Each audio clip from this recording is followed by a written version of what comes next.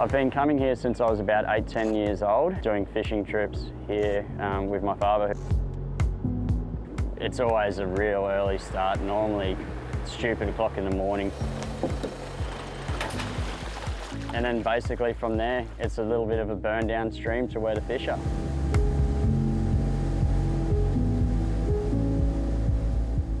Sprawled across Australia's top end, the region around Kakadu National Park is a natural wonder. A living, breathing landscape brimming with rich ecosystems and wildlife. Fisherman Chris Mills knows the waterways and channels around the Mary River on Kakadu's western edge like the back of his hand. Over a long period of time, there has been some fairly significant changes. The river itself grows every year.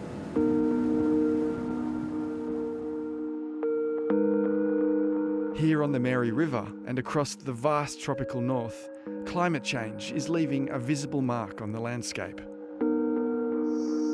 Changes are afoot, and we're starting to see them manifesting themselves around Australia in terms of ecosystem failure. It's like acid eating up something.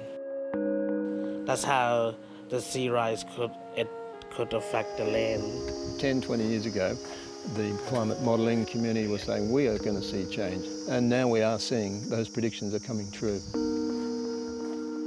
With continued high carbon emissions, the CSIRO predicts rising sea levels in the top end could flood almost half of Kakadu's wetlands with saltwater by 2070, transforming the region from a freshwater ecosystem to a mostly marine one.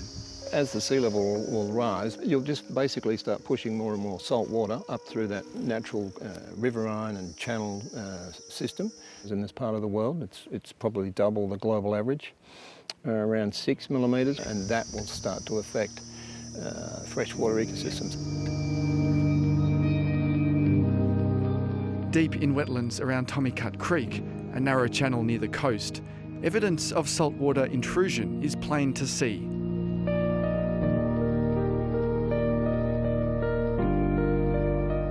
When we first started fishing this area, these big stalks that you see now, these big towers, they had branches, there was more of them. Over time, they've fallen over, they're disappearing, cyclones come through, big storms. All these little saplings, these little mangrove trees that you can see behind me, they were never there. As the salt water keeps pushing up every single year, it's creating a habitat for mangroves to thrive. So each year that tree line of mangroves just keeps pushing further and further up into the dead forest. So yeah, eventually it's just going to become a saltwater habitat.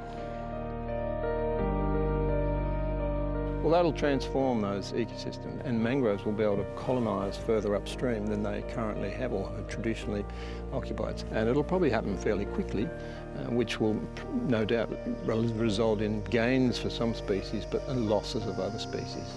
It could be grim, yeah, it could be grim.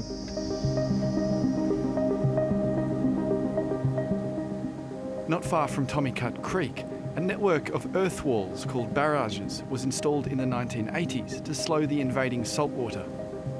There's scattered barrages throughout this whole top part of the Mary River to prevent basically saltwater intrusion up into these areas.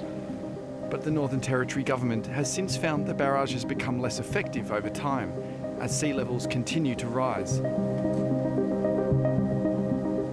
It gives you an idea of how much of an impact humans have been making on the Earth.